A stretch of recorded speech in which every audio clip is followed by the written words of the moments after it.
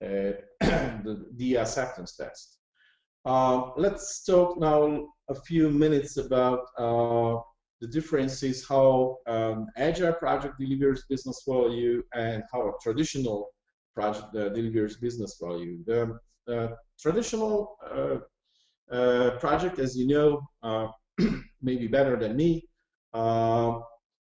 delivers very, let's say, minor business value in the beginning, or if you see my first example, almost in the two-thirds of the time minimal business value, and then imagines some high business value. On the other hand, almost always this imagined business value is it doesn't turn to be a real business value. The team doesn't deliver that functionality what is needed by the customer. So the business value at the end or near to the end of the project drops down.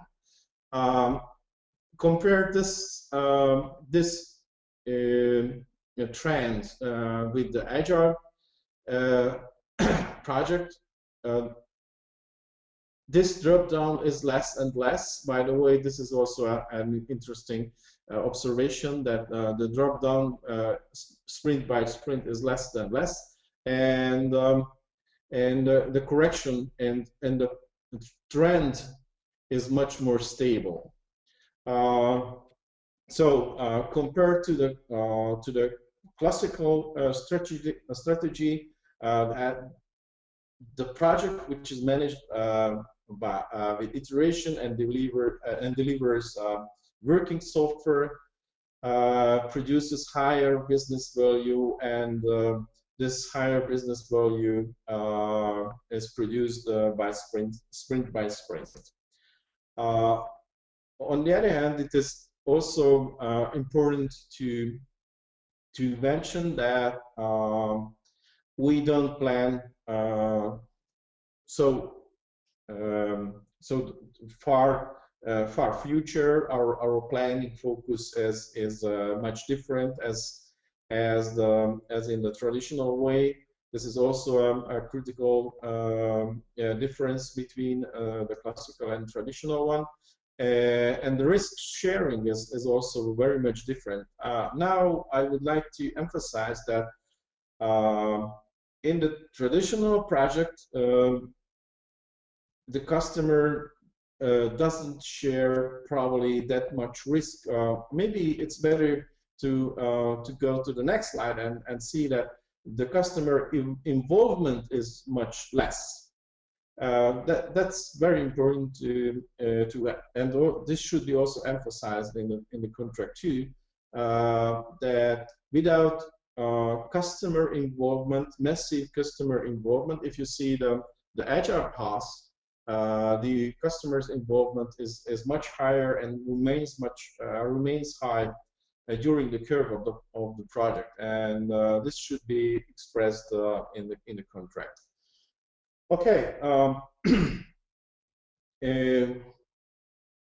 I would like to say, because I had serious debates with large companies, procurement managers, and another sort of managers about Agile contract, and we fall back and back again to the answer that they don't want to change their contracting strategy. They don't want to change their collaboration style.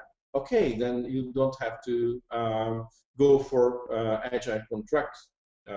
This is probably another important lesson what I learned in the past.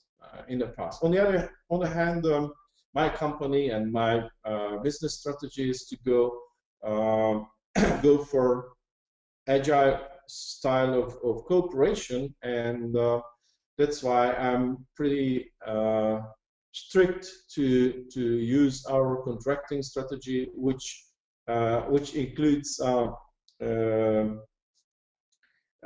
iteration, the payment attached to iteration, the test first idea, and so on, what I mentioned before. Finally, I would like to speak some myth or show my more compromisable phase or habit, that of course not, you can't always uh, go for a purely and clearly agile contract. But this doesn't mean that you have to throw away all the benefits what an agile cooperation method can provide to both parties. For example, if you can't contract based on time and material, then there is a possibility to introduce some of the practices of agile cooperation. And probably the most recurring myth is that if we have upfront specification, then then we can't contract in a natural way. This is, I guess, this is completely false, because we have vision anyway. We have epics, large stories anyway, so have to deal with the issue how to break down complex requirements, complex user stories anyway. And if the customer has some upfront specification, that doesn't mean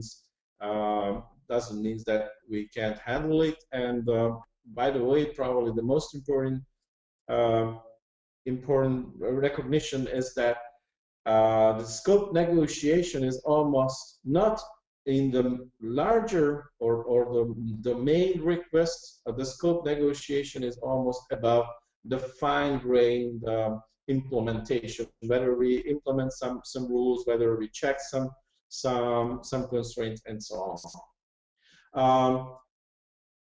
Due to the short timing, I couldn't dig into the details how to convince a customer. But if you are interested in this topic, then we appreciate very much if you go to Agile Innovation website and see this little video.